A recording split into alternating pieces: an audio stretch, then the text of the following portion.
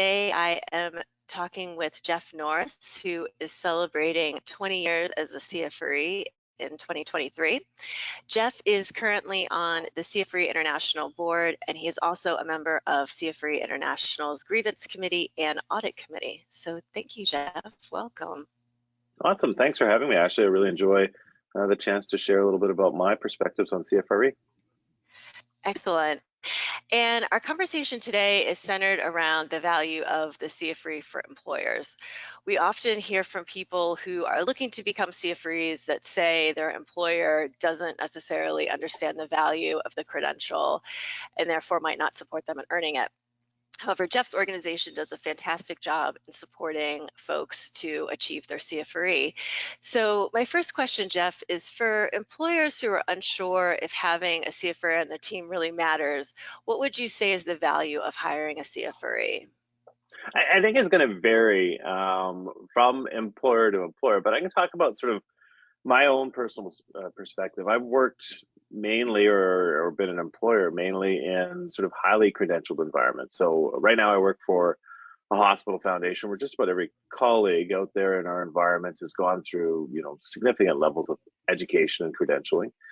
Previous to that, I was working at a university, would be very, very similar case. So one thing I think employers should take into account is sort of the environment that they're working on, and that if credentialing is a really important norm, why would you expect anything less in terms of your fundraising professionals in that environment than the other professionals working there? So I think that's a really important way of sending a signal that fundraising is above and beyond people's expectations, and something that's extremely important. And it's not just sort of the folks that they're working in the environment, it'd be other stakeholders as well. Something we're seeing, time and time again in our fundraising work, and I think everyone's seeing it with the demographics, is the importance of significant, large, major gift donors is becoming bigger and bigger in most organizations. We're seeing this across North America in the stats, and those folks are coming to organizations with a different set of expectations. They're not like, say, some of the grassroots donors who might be thinking that everybody working in a charity should be, a volunteer. These are folks maybe giving $100,000, $1 million, $10 million gifts. Their expectations, the people that are stewarding their funds, are the ultimate professionals and have the training and background to do that. So I think as an employer, it's extremely important we're putting people out front that have done that kind of body of work and have gone through the credentialing process. The other thing I think for employers that to be known about the CFRE, I've been on the board now for almost 6 years. I guess I'm getting to the end of my term.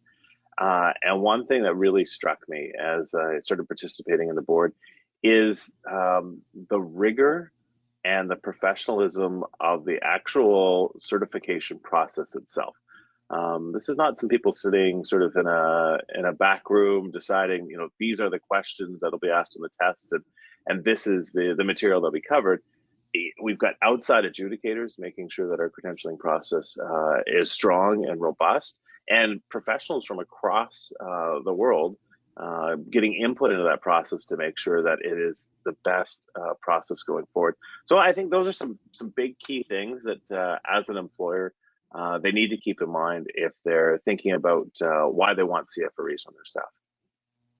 And that makes sense, because if you have somebody making a $5 million ask, you want to have full assurance that they know the ethical, buttoned up way to go about that confidently.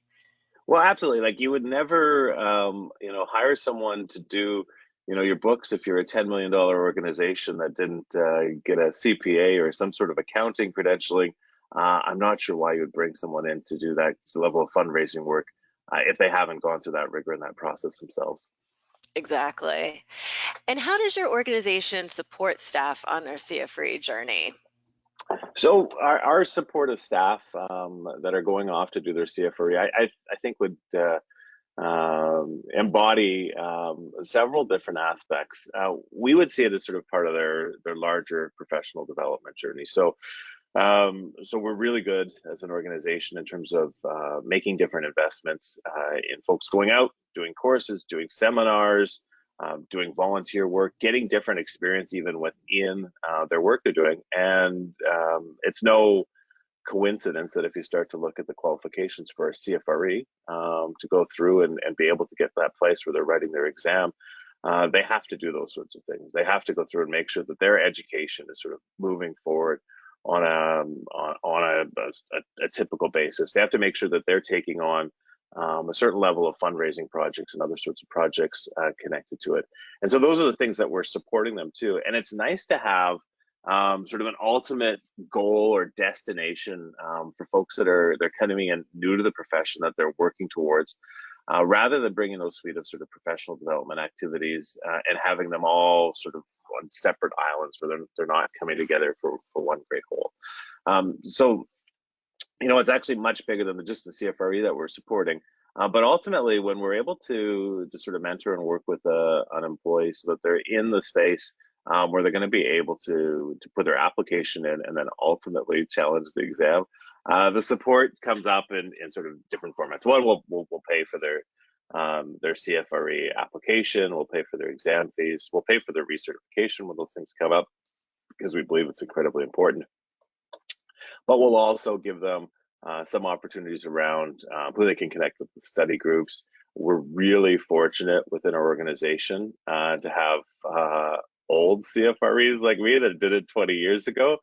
And I got to admit, I'm not as useful as some of the new CFREs that have done it like 3 or 4 years ago. But we provide those mentorship opportunities where folks can talk about their own experience, what they wish they'd done differently when they were maybe studying for the exam, or what were some of the things on the exam that maybe surprised them, or they wish they were more prepared for. And we really try to get that information through. I think we've had 3 new CFREs on our staff alone in the last year, and I think we have 2 more doing exams next year. So That's it's great. definitely sort of a great community of folks supporting them. So, I mean, in summary, I mean, we'll support their PD, we'll support their mentorship, and we'll bring them into the community of other CFREs in the organization. That's excellent. And people love to hear from other CFREs who have successfully gone through the process. How did they do it? So the fact that you have those channels of communication open, that's really valuable for folks. Absolutely. And have you observed any correlation between having CFREs on your team and their fundraising outcomes? Do you feel like people do have a bit more confidence, or that they're willing to stretch a little bit more? Do you see anything like that?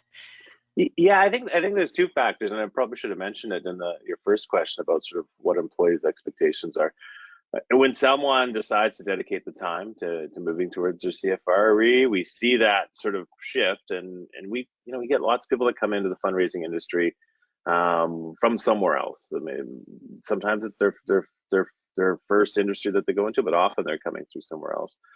And so as an employer, we see this idea that people have made a commitment to being in this field. And once they've made that commitment to being in this field, you see everything elevate in terms of what they want to do. They start not thinking about their short-term results, but long-term results, just not only at our organization, but for the field across things. You mentioned confidence, and confidence definitely increases when people are able to put those 4 letters behind their name. There's a certain pride and knowing that they've joined this circle of really elite fundraisers across the world. So we see that pop up. We see it actually opening up a lot of interesting conversations with donors. They'll see that credential and they'll say, "Hey, what is that?" Hmm. And then again, that story gets told in terms of why somebody's done this and why it's so important. And donors, I mean, I've got to say, respond really, really well to it overall. And it's always hard to sort of isolate the tracking.